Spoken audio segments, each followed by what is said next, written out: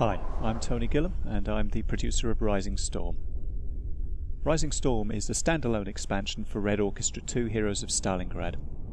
Now what that means is that anybody who gets Rising Storm will also be getting Heroes of Stalingrad multiplayer content, enabling players to jump from Heroes of Stalingrad maps directly to Rising Storm maps in their server browser. So let's go ahead now and take a look at some of Rising Storm's maps and also at some of the features which Rising Storm is going to be bringing and adding to the Red Orchestra 2 experience. So let's take a look at the first map, which is Saipan.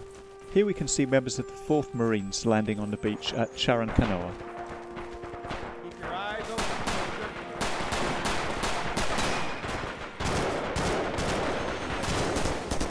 They landed in June 1944, about the same time as the Normandy landings. In the background there you can see the sugar mill, which is one of the final objectives for the US forces. As you can see, the Americans have got quite a lot of automatic and semi-automatic weapons there. This guy has the M1928 submachine gun. You can see a couple of M1 Garans there as well, and also M1 carbines. This gives us one of the big design challenges for Rising Storm. How do we make people want to play Japanese? As you can see here, spawning as Japanese inside the sugar mill, this guy's a rifleman, and most of the Japanese soldiers are. So if you like playing rifles, then Japanese is a great side to choose. But we've also added some other features to make people want to play Japanese, to make it fun for them. And in just a few moments we're going to see the first of these features. Okay, he's moving out now into the depot in front of the sugar mill. And over on the left there in the warehouse there are actually some Marines advancing.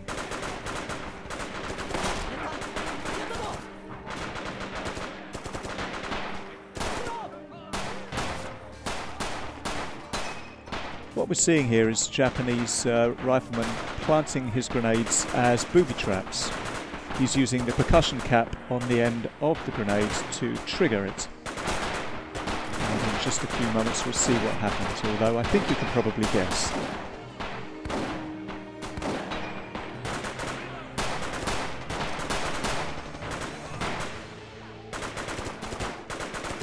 Okay, an effective IED there.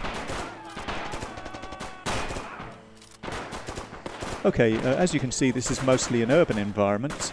The next map that we're going to look at is a more traditional kind of desert island environment.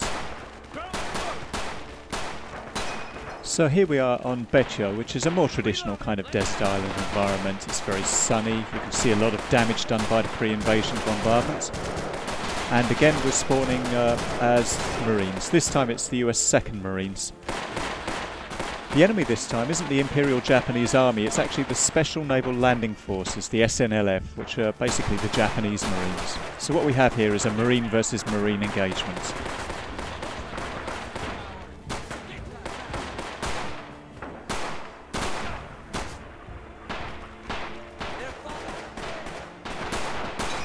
As you can see, the Americans are now taking the first of the caps.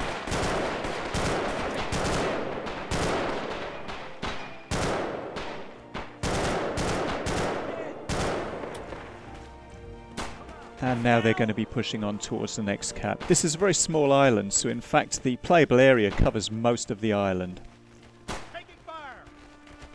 As you can see now, the Americans are pushing forwards towards that cap, and that's where the second Japanese trick up the sleeve comes into play. You can see some machine gun fire now. That's actually coming from over on the left. This is from an unexpected angle. This is caused by a Japanese spawning in what we call a spawn bunker. A spawn bunker is a randomly appearing spawn location which will be activated when the Americans take an objective. This means that as well as advancing, the Americans also have the task of finding these bunkers off to the side and to the rear of their line of advance. Once they find them, as they have done here, they have to deal with it. In this case you can see that the guy is planting a satchel charge.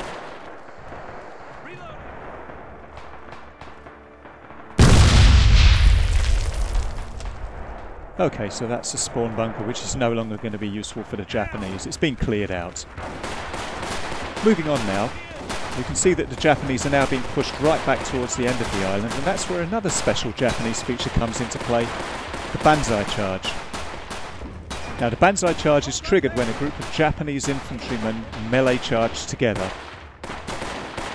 It has an effect on the enemy. It suppresses the enemy, making them harder to hit. It also increases the stamina of the Japanese and means that they're less easily suppressed themselves. Generally, they're just badasses. Let's move on now to the next map, Hanto, in which the Japanese forces are crossing the Hanto River in New Guinea. Here we have the Imperial Japanese Army attacking positions held by the US Army. And just across the river there we have some entrenchments with heavy machine guns dug in. This is slowing down the Japanese assault quite seriously, so the commander has just called in some artillery. As you can see, there are some suppression effects from the heavy machine guns here. Let's see what effect the artillery has on the defences.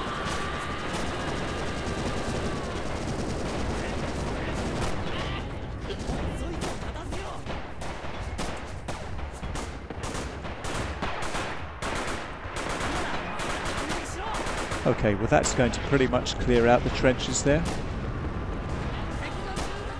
And now we can see the Japanese forces moving deeper into the jungle. One of the things you'll notice is that there is a lot of vegetation here. There's a lot of foliage, and basically every bush could have an enemy hiding in it. This makes for some very tense gameplay. Okay, respawning now, you can see the commander. He's got the submachine gun, he's got the Type 100. This is a pretty rare weapon for the Japanese. Only certain classes will have it.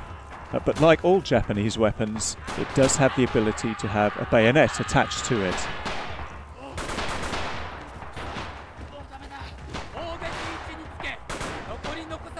Okay, so now the Japanese are taking the village, and we'll be moving on now into the mangrove swamps. Here the swamp water is slowing down the Japanese a bit. It's making it a fairly arduous advance for them.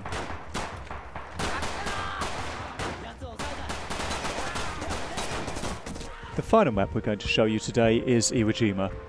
As you can see, there is an offshore bombardment there, and Mount Suribachi over in the distance there is getting pretty heavily bombarded. These are members of the US 28th Marines. They were the first ones to land on Green Beach. And the soldier you can see right now is carrying an M12 trench gun. It's really handy for close encounters. As you can see, the Americans have run up against a Japanese heavy machine gun. That's a Type 92, what the Americans called the woodpecker. You can probably hear why. And here's where we're going to see the second trick that Americans can use to clean out bunkers. The flamethrower. And another flamethrower.